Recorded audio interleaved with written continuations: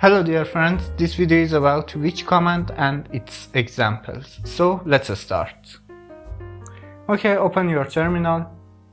Which command is a command that returns the location of executable commands.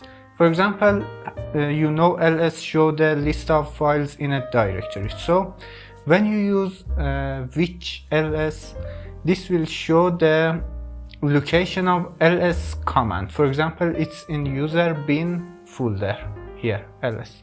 You can use which with multiple commands. For example, which ls man java.